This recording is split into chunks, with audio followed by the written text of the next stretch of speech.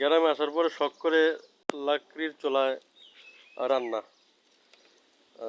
এখানে দেখুন, আসলে গ্যাসের চুলায় রান্না খেতে খেতে অনেক সময় হয় কি যে রান্নার স্বাদই ভুলে যায় মানুষে। আর ঢাকা শহরে গ্যাসের চুলা রান্না ছাড়ার তো আর কোনো উপায় নেই, কি বলো? এখন রান্না করতেছো কি চুলায়? লাকড়ির চুলায় রান্না করতেছো? লাকড়ির চুলা আজকে লাকড়ির চুলায় রান্না করে খাওয়া হবে। তবে লাকড়ির চুলায় পাক করা খাওয়া এবং কি এটা কিন্তু অন্য ধরনের আনন্দ। আমরা কিন্তু ছোট সময় বেশিরভাগ কি লাকড়ির চুলাই পাক হতো এবং সেই খাবারগুলো কিন্তু ছিল অনেক স্বাদ এবং মজার। আর ঢাকা শহরে যারা থাকে তারা হচ্ছে শুধুই গ্যাস আর গ্যাস।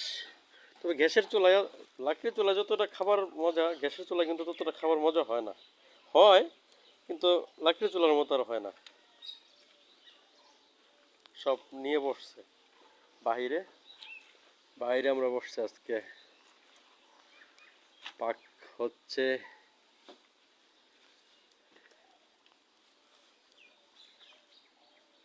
বাড়িতে আসছি গ্রামে, গ্রামের আবহাওয়া, গ্রামের পরিবেশ আসলে অন্যরকম।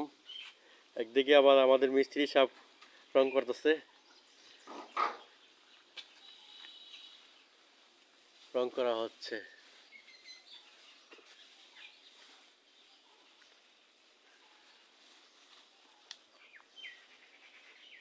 আসলে গ্রামের আবহাওয়াটাই অন্যরকম।